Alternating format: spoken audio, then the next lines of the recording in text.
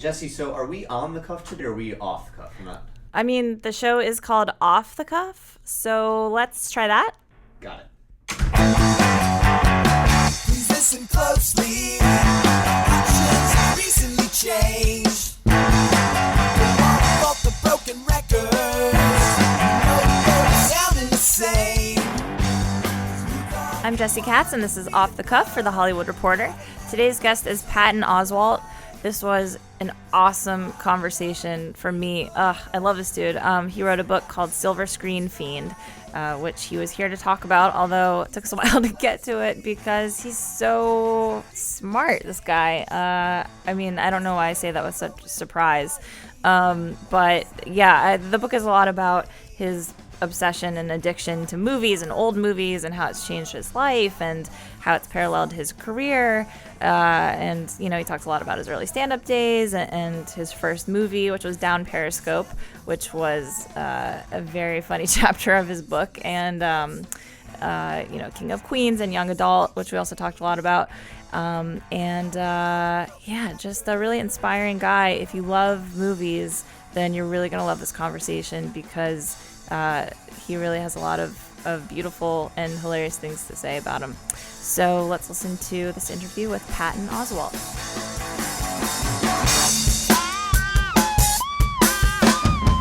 My daughter has a very loose tooth. Okay. She's waiting for it to come out. Uh-huh. She's very excited. So all this morning, there's a lot of negotiation because she was going to go to a play. She's going to a play group at the Zimmer, and she thinks her tooth's going to fly out when she's running around. So I'm like, well, I can try to get it out now. She goes, no, I want. So there was just there was negotiating going on this morning. Yeah. So. How old is she? 5.5. Okay. Having a 5.5-year-old means I've listened to Taylor Swift's 1989 more than the Pixies' wait a Bossa minute. Nova. Like, For a 5.5-year-old? she loves. That's when they are already into T-Swift? Loves that album. Oh my God in heaven. But how did she discover it? I think it got played at either someone's party or Okay. she was with her babysitter, and the babysitter also takes care of these two slightly older girls, like 8 and 9. Okay. And so that was getting played in the house, and then she just, loves that. And does she idolize Taylor Swift specifically? I don't even think she knows who Taylor Swift is. She just Okay. loves the music. Yeah. I mean, I honestly don't think she could tell you what Taylor Swift looks like. Right. But she just all this, and right now, and every couple of days, there's another song that she wants to hear 5 times in a row. So first, of course, it was "Shake It Off," over and over again, and then it was all you had to do was stay. And right now, it's "Out of the Woods." Okay. Oh, Out of the Woods. That's like kind of one of the more adult tracks on the album. I know. Think. I don't even It's a little think dark. when she sings it, she doesn't even say the. It's just the beat. She doesn't know. Yeah, totally. When she was a baby, I would play her Elton John and the Ramones because little kids love like a steady beat. Right, Didn't right, know right. what the lyric. It was just And you can pound along just too. jump up and down. Yeah. They didn't care. And then little kids also love when singers go super high and then super low, and that's what Elton John does a lot. And they just think that's Nice. hilarious. Yeah. But Doesn't were you know what the also songs are conscious of I need to make sure she has really good taste in music, so this is what she's gonna listen to? Yeah, except I didn't want to be. Again, my parents tried to imprint their taste in music on me, and I went the other way. So now I'm like, well, if I start her off with Magnetic Fields and Pixies and stuff, is she going to rebel and go listen to One Direction and, Totally. and Limp Bizkit just to go, hey, this is what I'm like. So I'm just letting it all happen naturally. Okay, And smart. by the way, Taylor Swift, solid pop music. That's a good basis to true. start off on. When the Beatles, their first couple albums, solid pop music. Just That's how you catchy start. stuff. Exactly. Earworms. Yeah. Yeah. I'm not gonna, sit down and play your Emerson, Lake and Palmer's Tarkus. You Eventually. listen to this, man. No, just fun stuff. But was last year all Frozen? Oh Christ, yes. Okay. Yes, So it is was. this better than that? Last year it was Frozen, and then just random. Last year was Frozen, and then Miley Cyrus's Wrecking Ball, Oh wow. and what's the one by Charlie XCX from the movie? Boom Clap. Oh yeah. Boom Clap. Very Because sophisticated, just because your daughter. boom clap. Boom, Okay. boom, Yeah, I guess it could almost be a children's song. You're giving her way more credit. She's just like, oh, That's like, what she liked. She'd really fit in like Silver Lake or something, you know. Katy Perry's Roar. Okay. Because there's a lion in the video. She yells at a lion. Right. She loves that. Yeah. So. See, this goes to my argument of like kids generally only understand what they're old enough to understand. Yeah. You know, it's like my mom was worried about me watching Dirty Dancing when I was little because she didn't want to explain abortions to me. But I ended up seeing it anyway, of course. And the abortion thing totally went over my head. I was like 20 when I finally rewatched it, and I was like, "Holy shit, there's an abortion in this movie." And I bet you when you watch it at the age you watch it, you're like, God, how's she gonna lift her up? Yeah, exactly. How's she gonna do that? How'd she carry that watermelon? It's big. Oh, that's really. And on the bridge, why does she get those steps right? Right, exactly. Yeah, that's actually really interesting. Yeah, kids focus on whatever they focus on at the time. I mean, unless you're showing them. I think like violence is an Irreversible exception. or Texas Chainsaw Massacre. Yeah, Right, but there's right. a lot of other stuff. There was stuff that I missed when I was really young that much later you grow up and go, oh, that was a. There's stuff in Disney movies where I'm like, Yeah. You Oh, look back and go, oh, subtext. what? Yeah, forget it. Okay. I mean, I think, and this is how scatterbrained I was, I think I may have missed the first time I saw Forrest Gump that Jenny's dad was molesting her. Yeah, exactly. And then when I saw And it you again, I weren't was even a like, kid oh, she was getting total, go. Right. So that was Yeah. a little creepy. That's interesting. It does happen for adults too. Although sometimes things can, when you're too young to be, like one of the things I talk about in the book is when I was 5, and again, this was my parents or the adults supervising me.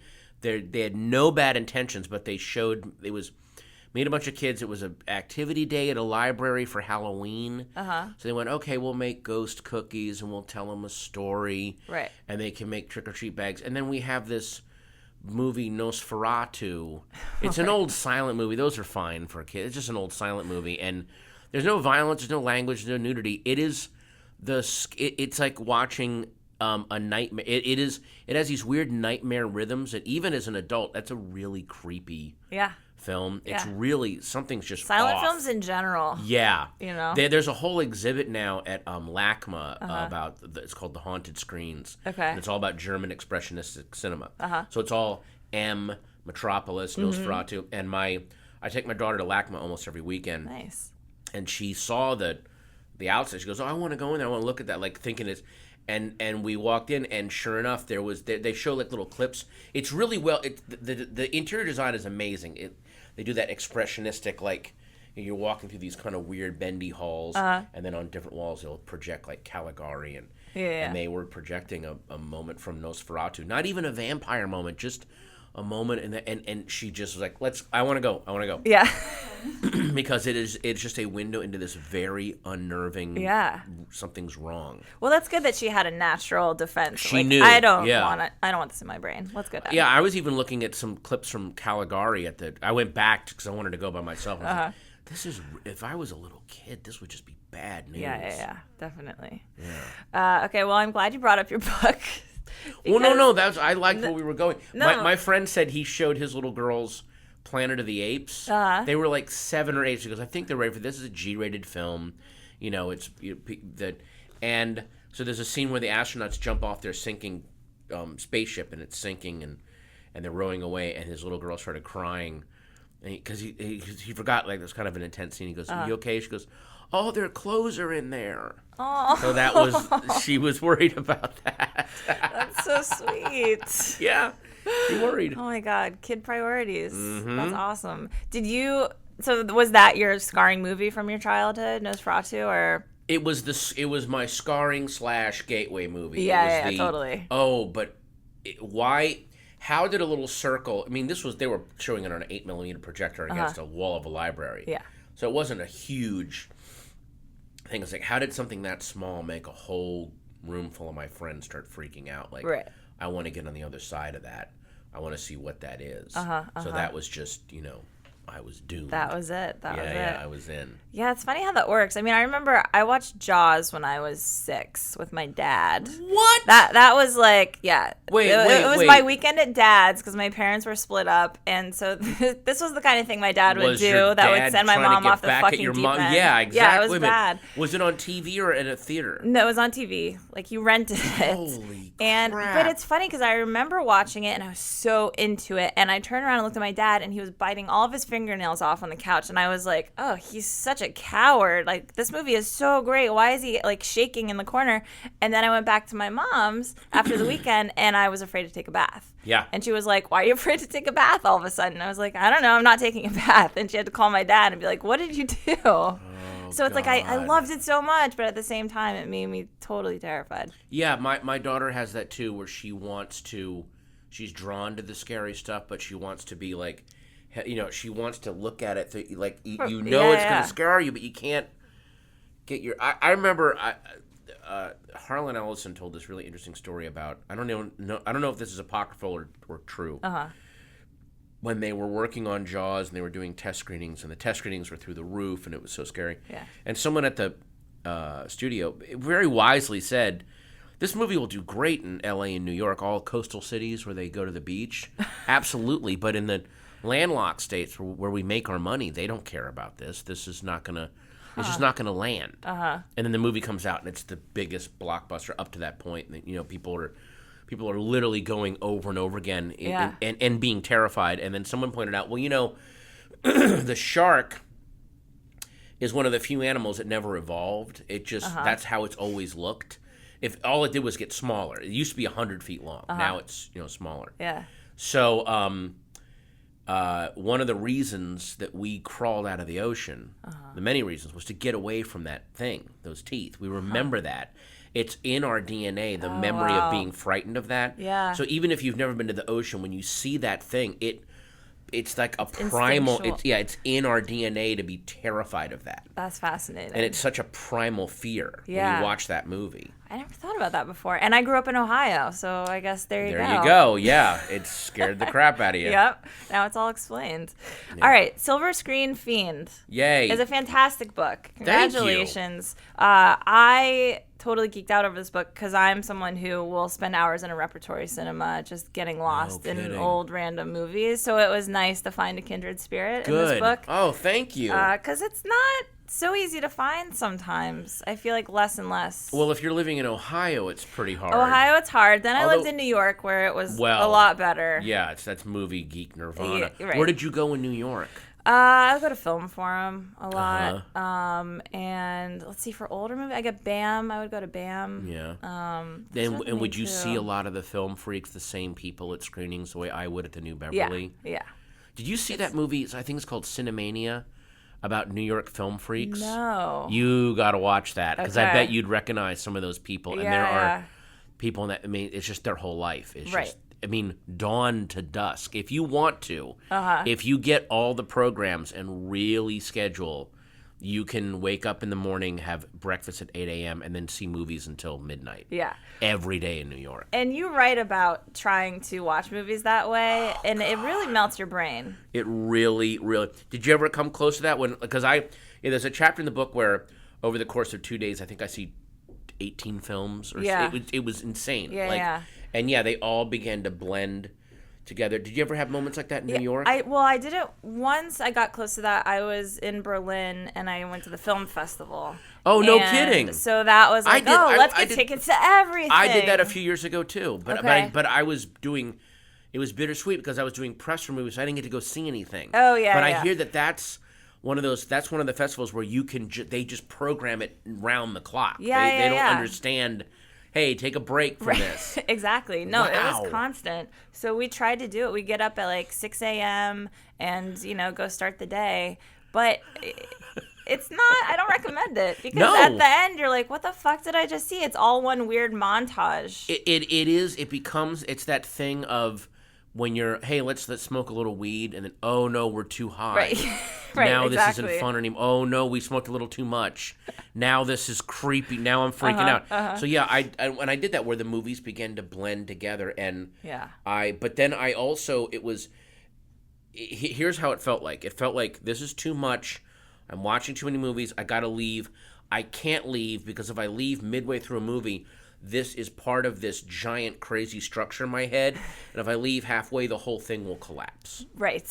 That's true. I did an all-night horror marathon at the Cinerama Dome, and at one point I fell asleep, and it was during a movie called Mr. Sardonicus, and at the end, it was one of those William Castle movies where they ask... No, it wasn't Mr. Sardonicus. I'm sorry, it was The Tingler with Vincent Price. So at the end of the movie, it's about a thing that crawls into your spine and kills you from fear. And the only way to stop it is to scream. So at the end of the movie, Vincent Price literally, it was a gimmick movie at the time. He goes, the Tingler is loose in this theater. The only way to kill it is if everyone starts screaming.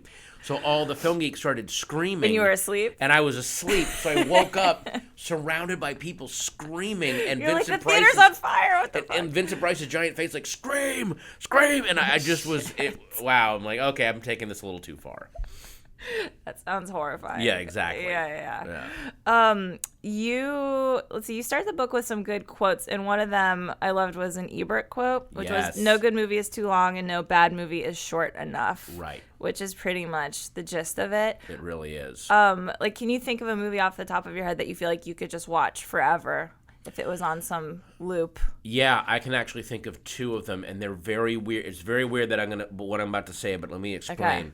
One of them was a documentary called The November Issue about Vogue. Yeah. And their November issue, because it is a world that I hate so much, the world of fashion, and yet documentaries about fashion, the one Unzipped about Isaac Mizrahi and the November issue, it's such a repellent, fascinating world. I could have, if that thing had been 8 hours long, it would have been over in 10 minutes for me. Yeah. Because they're such extreme grotesques, and I could have just watched it forever. Totally. I could have just watched that world forever. And then another one, and I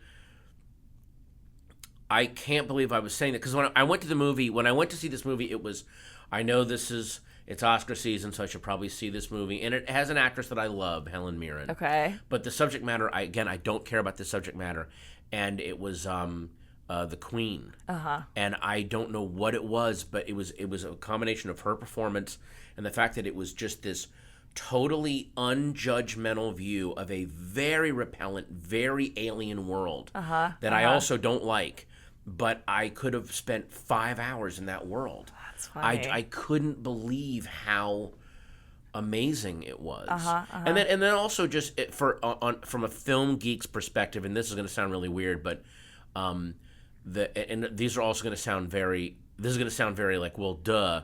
But The Godfather could have been 10 hours long if they had followed the side paths of every other character. Like if there had been an hour about Luca Brasi or an hour about the Turk and his rise, I could have watched all of that stuff. Or Connie Corleone, where you see her as this kind of. I wanted to see her after her last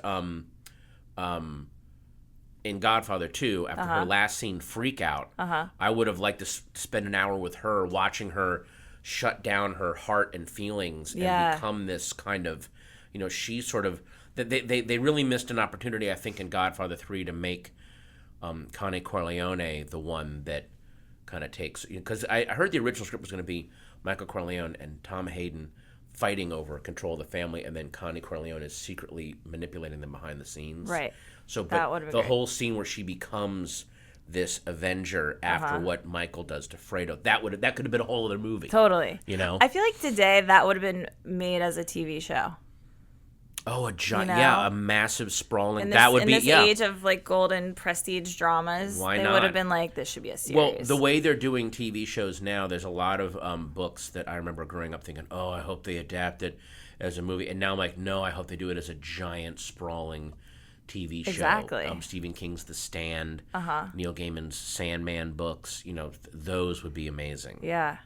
When did you become this kind of movie nerd? I always liked movies, but I really became I can trace it to the exact moment. It was May 20th, 1995 when I walked into the New Beverly and I saw Billy Wilder's Sunset Boulevard and Ace in the Hole on a screen I mean, I'd seen, really good. I hadn't seen a lot of classic movies on a big screen. Yeah. So watching those and then just going, oh, every night they're showing old classic movies here. And that experience was such a big deal for me. Right. That I just I thought it was fantastic. Yeah, Billy Wilder was a big gateway for me too, actually, because the other repertory cinema I used to go to a lot was I lived in Paris for a year, and so I went to the Cinematheque all the time. Oh my! I've never been. You've never been? No, That's got to be like your big mecca. No, what I want to do is when my daughter's a little bit older, I want to book. I can book like a couple weeks at a theater in the UK, and then take a week off and go over to Paris. I was in Paris for a day. Yeah. I didn't have enough time, so I just went to the Louvre.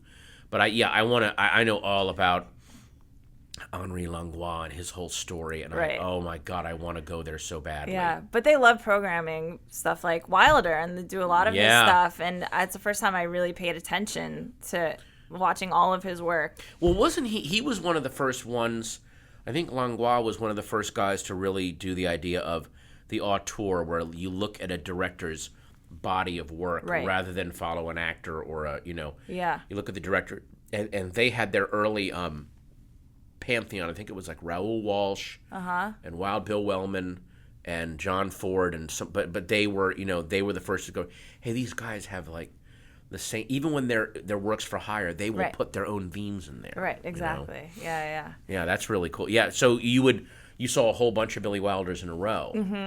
See, that's a great way to watch movies, because you see when, this person's techniques that worked brilliantly in films A, B, and C, but then in films D, E, and F, it did not work. Right. Or like, when they were working with this writer, like that was a sweet spot. Right. Yeah.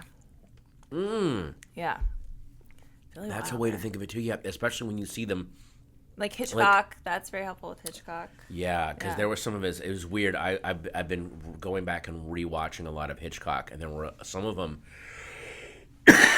near the end where it just got like it felt like after Marnie he just sort of like imploded. And you watch stuff like Frenzy and Family Plot. And you're trying to recapture something that's gone, and it's hard to watch this right now. Right. Yeah. Will you explain for everyone what the Night Cafe meant for your life? Because this is a big recurring theme in your book. The Night Cafe is a painting by Van Gogh that I first saw in college. I was taking a course in abnormal psychology, so they were showing it was the art of the schizophrenic art, and the way that schizophrenics do art. They have certain things that show up all the time. Visible light sources, skewed perspective, forgetting. But anyway, they ticked off like 8 or 9 things you can always look for. Like, okay, this person is showing schizophrenic tendencies. Right. So then they were showing us a slideshow of different paintings, and they put up Van Gogh's The Night Cafe, which fit all the criteria. And it's it's my favorite painting of all time. It's The Night Cafe, and when I read about how he painted this thing, it was the first painting that he did from memory.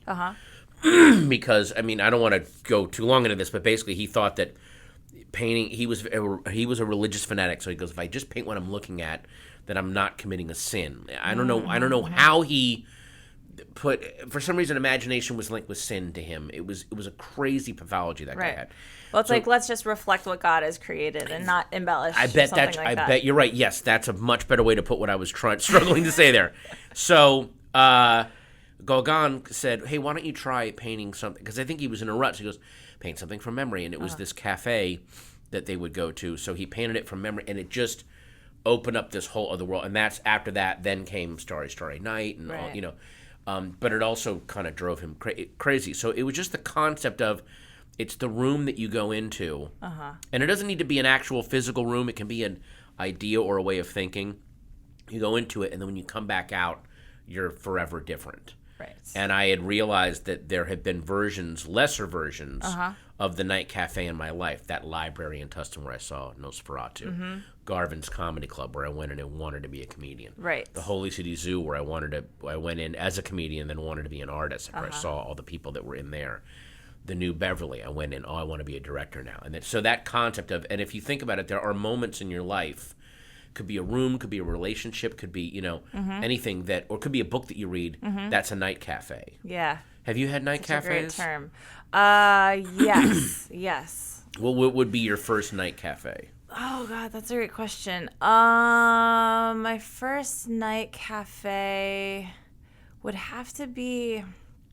It must have been like the first time that I saw a theater production. I want to say. Oh, like a live stage thing? Yeah. Like Were you a little kid or? I was like I think I was maybe like 8 when my mom took me to see Showboat on No Broadway. kidding. Yeah. And I started out being kind of bored and fidgety, and by the end I was like, what? You know? I can't believe they pulled all that off. Yeah, Wow. and then she gave me the soundtrack, and then that became like a lifelong thing of like just listening to soundtracks and being lost in that and Broadway. And then I like tried to be a little playwright in elementary school and like got real into it, you know. But yeah, like that was a big moment. That's amazing. There were probably smaller ones than that were just as powerful, but Yeah, I think everyone's got like a series of night cafes in their lives. yeah, totally. And sometimes they don't necessarily have to be good. It can be a bad experience that when you come out the other end, you go, okay, now I know. Yeah. You know, it's a thing of like, I'm glad I went through that. Totally. I mean, my first, as I say in the book, my debut at the Holy City Zoo was the biggest disaster of my career. I mean, Yeah. it's this iconic room for comedy. I go in, and I was so overconfident because I've been doing a lot of road comedy, it was very bad, very hacky, just gross, easy stuff. And now I'm in this room of people that are taking risks and doing really cool things. And I go up, and it was so humiliating.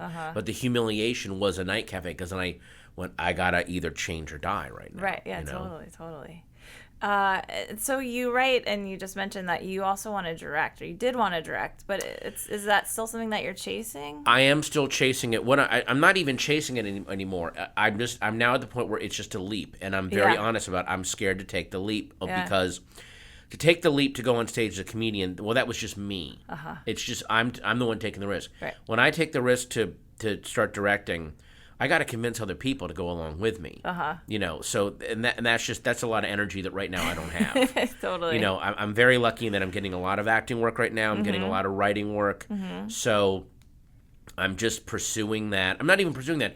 I'm like, you know what? Let life take you where it's taking you for a little bit. It's okay. Totally. And then I'll, maybe I think next year I'm going to do start making a bunch of short films, and then that'll slowly, just like doing open mics. Yeah. Those are my plan. That's my plan. That's a good way to do it. That's good. And when I was in France, I was studying film and screenwriting specifically, and that was, I guess, another night cafe for me. It was the first time, even though it turned out just kind of shitty student short film, but seeing someone shoot something I had written and it was in Paris, so like it couldn't have felt more it could like not romantic. It's like we had zero money for locations, but you just like tell a bartender you're gonna bring in your friends, and they'll buy a bunch of drinks, and they're like, okay, sure, shoot for 8 hours, go ahead, and you're like, what the fuck? I took a 2-day filmmaking course from that guy Dove Simmons, and he was like, if you're not willing to lie and steal stuff, then you're probably not going to be a director.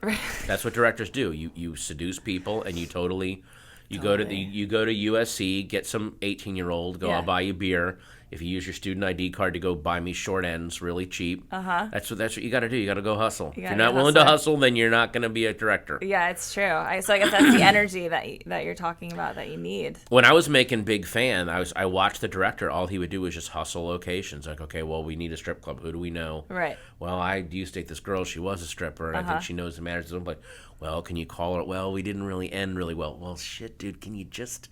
It was just all seducing people. Totally. You know? I want to ask you about Down Periscope, which is your film debut, right? Mm-hmm. That was the first one. From the Criterion Collection? Right, Down exactly. Periscope? So you played what, like the radio guy? It says Stingray Radio Man. Right, That's my role. Okay. But before you started shooting that, you had written the pilot for Mad TV. I had written on the pilot. I didn't write it. It was me and You were a part of it. Yeah, I was part of it. Okay, so when it got picked up while you were shooting Down Periscope, you were like, oh, shit. I know. Well, I did the pilot, and then we didn't know if it was going to get picked up. So, again, I'm just scrambling for work. I did a couple gigs out of town, and then my agent said, hey, there's a role for you in this. And by the way, the role in Down Periscope didn't pay me anything because it got me into SAG. Yeah. That's all it did. Yeah. But I had committed to. I'm here for because I'm the radio man, so I'm in the background of almost every scene. So Right. And then I get a call while I'm on the set of, hey, Mad TV got picked up, and they just want to know, are you in or not? You got to start next Monday. Yeah. And I'm like, shit, this is a writing gig. Like, I need that money.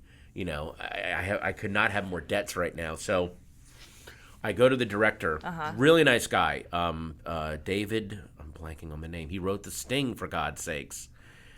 Hold up, because I actually want you to read a little passage I will from read a this, little passage. if you wouldn't Why mind. not? And it's about what happens when you go to him and Okay. and he's like, don't worry about it, right? We'll just like figure out a way for you to get out of the scene. Well, because I want you to read the specific part about shooting the end. I will when do you that. walk off. Okay. Okay. I'll get right there. Right there. Okay, here we go. So I've already told him, look, I got this writing job. I got to leave. And I'm thinking he's going to scream at me. He goes, well, don't worry about it. We'll do it. Right. So here we go. A few scenes and several resolved character conflicts later, Kelsey and his crew have won the war game. The bad guys have been shown up, the good guys have proved themselves, and everyone's cheering. And in the background, only visible if you're actually looking for it, is me, heaving myself up from my radio man's chair, clapping a crewmate on the back, and then walking off down the oval passageway and into the diesel guts of the submarine. It's not quite John Wayne at the end of The Searchers or Robert De Niro in the middle of Taxi Driver, but it's memorable all the same. In my film debut, I walk off of a submerged submarine. And I'm going to let that sentence simply end instead of torturing a metaphor out of it. Yeah. So I was wondering if you would torture the metaphor out of it for us now. Because did you feel like you were drowning when your film career had just begun? Oh, yeah, that's right. Like, have I already... Yeah, was that a symbolic death that I somehow Are you blow? like, I'm shooting myself in the foot when I'm finally getting my big break? Here's my first film role, and in it, I'm doing something that violates the logic of the film. Like, am I literally walking into the depths of the ocean and dying? Was that my... Wow, if that... In a weird way, look, I'm very happy that I've gotten to do the films that I've done since then. No, right. Everything's turned out great, but in that moment, is that... I'll say something even further. What if that was my only time ever on film? So the only time I was ever on film was I walk off a submarine and die. And that was the only... Because there is value, and this is like way after I'm dead, of... Hey, the only footage of him ever in a movie is him walking up. Like, there's something kind of amazing about that. That would have been great. That's the only thing he ever shot was that, That's so awesome if that was the only one. That's your sliding doors career, where that was it. It would, yeah, there. exactly. Yeah. But then that would give the movie a weird cachet. Right. Well, that's his only, he just walks off screen. That was and there it is. That rare gem. You don't even realize what happens really in that weird. movie. Yeah, you have no idea. There he is. He's right there. Yeah, exactly. Yeah. But things turned out okay. Things turned out okay. Yeah. Yeah, I walked off into the submarine, and apparently there was an amazing casting office right outside Mariana's Trench. Then I met with someone and got more roles. So. Yeah. So you did King of Queens, Yes. which honestly, like, I'd forgotten while I was reading this, and then you mentioned it. I was like, oh shit, that's right. Because then you did so many more amazing things after that obliterated King of Queens in my mind. I mean, Ratatouille was like...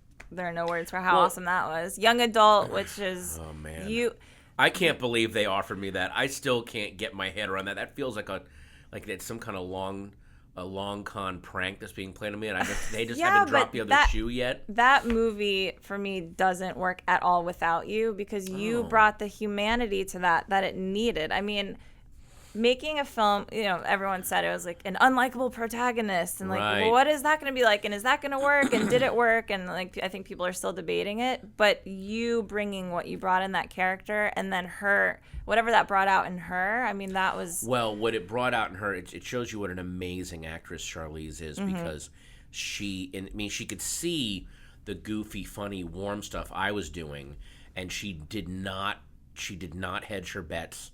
Yeah. And try to then go, maybe I should adjust it. No, she totally... I mean, we would talk in between scenes. She's a totally warm, kickback, very funny person. Yeah. And then she would turn on that character, which for actors have a really hard time, I know I do, either being someone who's really dumb in a scene, or someone that's just absolutely no one is rooting for. Yes. That's a hard thing to do. Right. And you have so to remove the ego. Yes. Yeah. So the fact that she could do that day after day and scene after scene in that film, is amazing. Yeah. It's amazing. And not only a scene with me, the scenes with me, but the scene at the end with Colette Wolfe, who plays my sister, must have been even harder.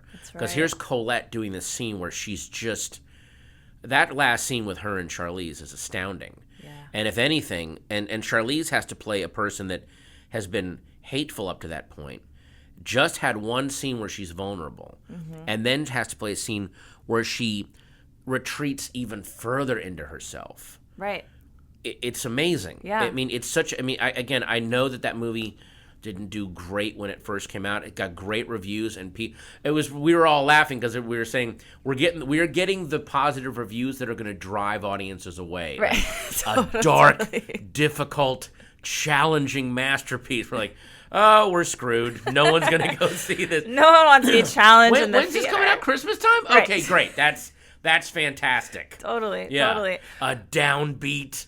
Oh, I know. God, what are you doing? But like, it's become a kind of litmus test for me of if people are like, oh, that movie, her character was so awful, and they completely dismiss Right. it, or someone who understands that was a choice that was made, and why was that the choice, and is interested in that. I think it's a movie that it's going to be one of those Donnie Darko Office Space. It's going to take a while for people to look back and go, oh, I see what they were doing. But at the time, it'll be like Wet Hot American Summer, where people were just like, what the hell is this? Totally. And then you look back and go, oh, God, this was the funniest comedy. There's even, now I'm seeing, I've seen a couple of theories in Reddit threads and online where there's visual evidence to support it, that the very last scene with Colette Wolfe my sister, doesn't actually happen.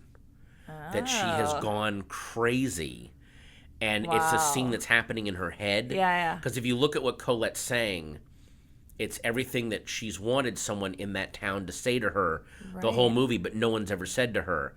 And she's saying it almost too perfectly. And then there's another scene afterward where something happens with her car, but it also suggests that she's gone crazy. That I'll let you look at again. Yeah. But again, it's one of those movies that... No, but the fact that people are coming up with theories about the ending and like, what's real, what's not real, that shows that it has legs. Yeah. Seriously. And then also the thing that really, the moment that makes me cry a lot in that movie, or really wells me up, it's a weird thing. Over the closing credits, they play the Diana Ross song from Free to Be You and Me about it doesn't matter if you're short or, but you realize the whole thing is it does matter, like that, it does scar people in high school, and it was this very idealistic song that was sung that just didn't apply to kids that went through middle school and high school. And so it's like, how many kids believed that message and wanted to live it and then just got beaten down? Like, it was just horrible. That always makes me really well up, because you feel that song playing over not only my character, but her character. And, because she was one of the people that was abusing the people that believed in that song. Exactly. It just, I don't know. There's some really deep stuff going on in that movie. Yeah, and at the same time, you could call it a comedy and not be wrong. No, because there's also really amazing. genuinely funny stuff going on. Right. It's just that the butt of the joke is the character who thinks that she's got it on everybody else. Right. But she just can't see it. Yeah. And my wife was saying, my God, did she play alcoholism perfectly in a way that usually isn't played in movies, where she is, if you notice, she is a queen bee in the nighttime, and in the daytime it's literally physically she looks smaller and shrunken, like the sunlight is hurting her. Yeah. Because she's an alcoholic. Right. Just guzzling that Coke. So good. Yeah, so good. I want to ask you about a little gem of a line in the book that I really loved when you're talking about Dr. Strangelove. Oh, okay. And you write, imitation leads to exhilaration when you follow it back to its source, which I think is really applicable today, when I feel like so much of what we see is just kind of like third or fourth iterations of something, and people don't even realize what it's imitating or where it came from. And the feeling of discovering the original thing is so great. And it's so rare these days, because you're right, there are so many iterations, fourth, fifth, sixth generation. So if you and this is nothing against Nirvana. I love Nevermind. I love In Utero. But then when you go back and listen to Killing Joke and Wire, you go, oh my God, and Pixies and okay, so it came from the to get to the deeper, darker soil. Right. Is always this. Oh wow, or I remember when I took my wife to see The Good, the Bad, and the Ugly. She could only watch 10 minutes of it because she doesn't like violence. But afterwards she was like, so that's where all that Big Audio Dynamite song came from. I'm like, yes, it's all that movie. They, So that stuff I thought was really cool. Yeah. To see those. Even that's a minor version of that. But yeah, to go back to the source and go, oh, this was, people borrow from this stuff. That's where that comes from. Yeah, exactly. I remember one time there's a great movie called Only Angels Have Wings. Cary Grant, and it's amazing. It's an amazing film. And there's a moment where Cary Grant's up and he's test flying some new plane. They don't know if it's going to work or not. And he's doing these crazy loops that he's doing like these deep dives and then barely pulling out at the last minute. And the guy, his older mentor, is watching him with Jean Arthur is the woman in that. And they're watching him and then he barely pulls out his barrel roll, and then the guy, his older guy's watching it. He goes, I'm getting too old for this, and then he stops himself saying, "Shit," because it's a lady, and also it's 1939. Right. But you're going, is that how old that phrase is? Oh my God, I didn't know. Totally. Again, on top of it already being a great movie, to then see that. Oh, wait a minute! I thought that was from the Lethal Weapon movie, but no, it's that old. Yeah. Or even like a kind of sense of humor, like a certain kind of wit. You could watch like the Philadelphia Story. Yes. Which feels like you dug it out of a time capsule from before humans existed, and yet it's like that kind of humor is as current as anything. I was watching W.C. Fields' It's a Gift, and It's a Gift is basically an episode of The Simpsons. But it was shot in the early 30s. But it's The Simpsons. It's Homer Simpson. It's Marge. It's that family, and and the bank dick is basically Caddyshack and Animal House. Right. But it's just so weird to see. Oh, that's how old those rhythms are. They've been there for a long time. Yeah. Okay, I know we need to wrap up, but I want you to explain. This was a good conversation. This sucks. I actually have to go. Clear your schedule. So I just figured this would be a filler thing, and now you got to have these good questions. This sucks. Well, you gotta explain a little bit about The Day the Clown Cried, because I never heard of this before. Oh boy. And are you telling me this is actually a real film that existed and may still exist? Here's what I know. Okay. This is what I will tell you. What I know. It was a screenplay written by Charles Denton and Joan O'Brien. I believe they were writers for TV Guide or not. They were journalists, and they wrote this very serious drama that I think might have been based on fact. I'm not sure if it's based on fact. About there was a clown in Germany during the Holocaust, and he gets thrown into Auschwitz, and they use him. The Nazis use him because the children are afraid to go into the gas chambers. So he entertains them and leads them to the gas chambers, and they go, "If you do this, we won't kill you." And that's the thing. And then but when he finally has to do it and he's freaking out, he goes into the gas chamber with them, and they all die. And it's this, it was a brutal drama. So then Jerry Lewis decided, I want to make this. Took the script. At what point in his career was this? This was in the early 70s. This is when he was. This is what in the depths of his Percocet addiction. Okay. That makes sense. And also at the height of his I think his quote was at this time, "For me not to perform would be like Salk withholding the cure." So think of that ego. Yeah. That's what he's doing. Really? Okay. So your fart jokes are okay. Thanks. So he does the movie now. This is where the rumors get weird. Yeah. Either he proceeded to make the movie but never actually had the rights or didn't pay for them all the way, or he made the movie and he went and touched up the script and added comedic elements to it. Like at one point he's in the barracks and it's so cold he literally pisses ice. I swear to God. And without CGI, guys. I don't know, or you hear the sound of him pissing ice or something. It's the script is so fucking insane. Yeah. And So the one rumor is that he didn't have the rights and they got all tied up and they couldn't do it, or the financing fell through. The other rumor was Paramount watched it and said, "There's no way in hell we're putting this out." And then so he took the then unfinished reels. Okay. It is not all totally edited together, but it was shot. It was totally shot. And then he keeps them in a vault. Oh my God. But at one point, there was in the 90s, he was moving his stuff, and so one of his assistants had the reels and showed them to Harry Shearer, Okay. who wrote about it for Spy magazine. And his quote was, "It's one of those things where it's so beyond bad taste because it's one thing when someone is doing something and they know it's in bad taste, but when they're doing it and they're like, 'You're welcome,' Right. I know, like Totally. makes it 10 times more offensive. You know, where you're like, Yeah, oh, yeah. It was like when the Redskins did their thing for for like to help Native Americans, but it's like right. the title has the term Redskins. Do you guys realize like they literally don't know what they're. This is our fund for Native American. It's the Redskins fund. Right. Oh God, no, guys, no. So, and he said it'll be like going down to Tijuana and seeing a painting on black velvet of Auschwitz. Yes, and you're like, that's I was like, amazing. hey, never forget. You're like, oh, don't. Like, fuck you. Oh, maybe don't put that on black velvet. So now it's, and at one point there's a biography of him where he's looking at the dailies and there's some little girl that keeps looking at the camera and he's saying, "Look at that cunt, vamping for the camera. There's no Shirley Temple in Auschwitz," like screaming at the moviola, just insanity. So great. And you think that you saw the briefcase that contained it? that's what. Okay, the rumor is the other urban legend is he has this big steel bulletproof briefcase that has either a videotape or something in it. And I was brought in. They were going to do a thing where comedians. It was the year that Jack Benny had died, so they brought in they invited all these comedians to come in. I know Greg Proops was there and a bunch of others. And on the telethon, they were going to have us each step forward and say a Henny Youngman joke. Okay.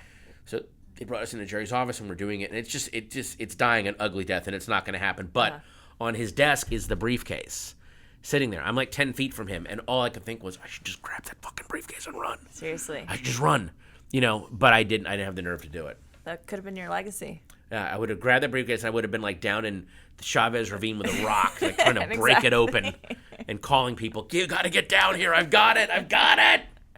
But... But instead, you started doing shows about it at the Largo, Yeah, right? we started doing live reads of it. We did them at the Largo, and then it got so popular that the Powerhouse Theater in Santa Monica invited me out, and then I let my stupid ego get the better of me, and I talked to LA Weekly about it, and then I got served with a cease and desist order from who I thought was Jerry Lewis. It was this other guy. He was a producer that had the rights to the original screenplay. God. They was trying to shut me down. And there was a huge screaming. It wasn't a fight because he just screamed at me for about 10 minutes outside the theater. And then I go, "I promise I will never I won't do the reading tonight. I'll never do another reading in L.A." And I've been true to my word, and every reading I've done has been in New York. The truth will come out. It will come out. This will come to and light someday. And he was like, "You and your goddamn C-list actors doing this fucking raid." And meanwhile, like Jack Black is doing it. All the So then God. but the ones I've done in New York have had like Stephen Colbert and Fred Willard. So like, I hope I hope at least if he's mad at me, I used A-list people. Yes. I hope he at least Your can future appreciate A-list, you asshole. some A-list people I had out there. Amy Poehler and so. Oh man. But at one point, because he was like, "I've got Chevy Chase interested in doing this." Oh yeah, that's right. And I was like, "Oh God!" You're like, "Please go, do it." Well, yeah, because then I'm like, well, now I feel like I have to say it because I want that to happen. Yeah, and then exactly. Bob Odenkirk said on stage later, "Chevy Chase was born to play a clown that walks kids into an oven." Let him fulfill his destiny. And I was like, "Oh, please God, I want this movie to happen so badly." Oh. Someday. Yeah. Yeah, if we're lucky. God dang God it. willing. Yeah. So. So one last question for you. Sure. Sherman Torgan passed away in 2007. Yes, he did. Of the New Beverly. But it's still alive and going, and now Tarantino is doing the Tarantino's programming, keeping right? it. Yeah, and it's all stuff from his vault. Yeah. So what do you think? Do you still go? I mean, right now I just haven't had any time because my, You have a kid. my kid and my travels and acting schedule. Yeah. I mean, again, I'm very fortunate.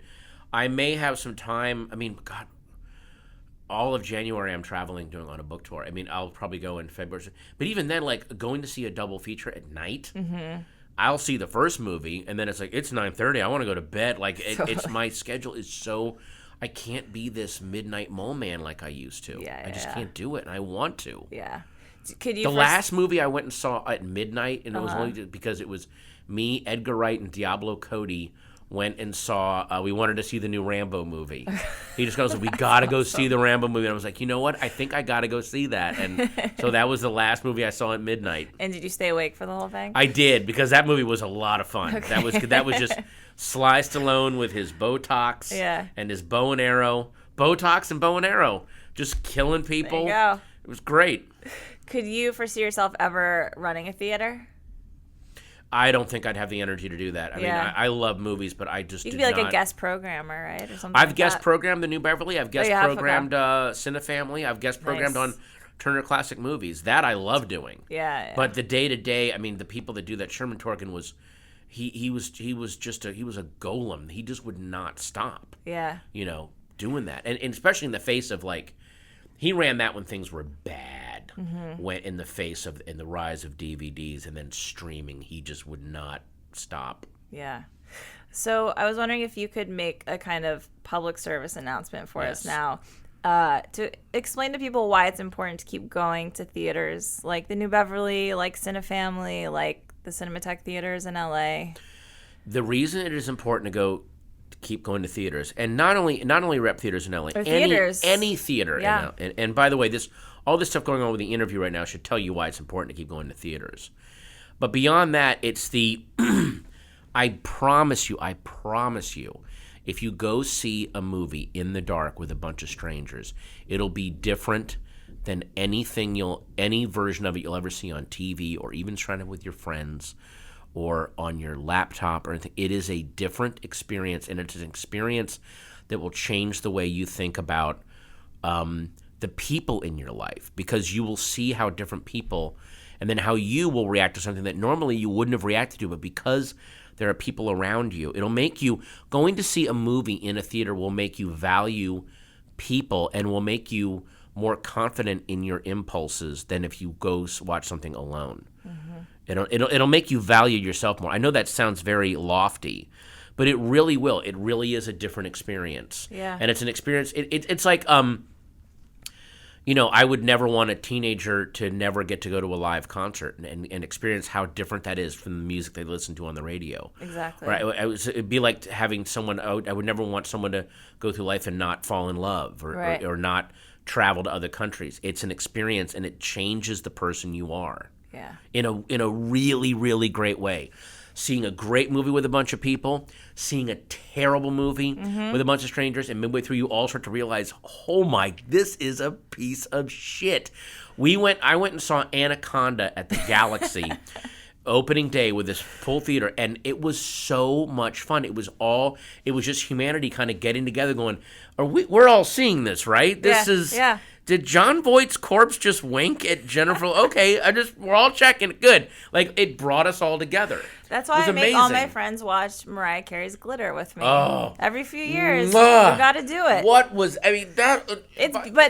It's art. It is. It's so bad that it transcends its own horribleness and becomes something that's really worth watching with other people. It really does. Yeah. So if you're into transcendental meditation, or if you're just searching for transcendence or epiphanies, movies are a really good training ground for that. Yeah. Going to see movies with people. Amen, brother. Go. Patton Oswalt, thank you for coming by. Thanks Silver for having Screen me. Fiend is an awesome read. It's out in January. And guys, go pick it up and read a real book, because that's also a good experience that we should cling to. Yeah. Yeah. Read a book, and if you read a book, if you read a book and you think it stinks, that's an experience too, because that just it helps you form yourself. When I was in high school, I was reading we had to read a book. We were reading Swiss Family Robinson, and we were halfway through. I'm like, "Hey, I'm sorry." I went through. I'm like, "I think this book just sucks. I'm sorry," and I'm not trying to be dismissive, but this is just lame, and there's no tension. And she goes, "Well, then write a paper on why it sucks," and she proved to me that it stinks. And then I ended up reading the book twice as hard to prove my point. Yeah. But it also helped me form my opinions better. So if you hate this book, write a paper about it, send it to Pat. Write an article, send it to me. I'll grade it. I can't wait. All right. Thanks, Pat. Thank you.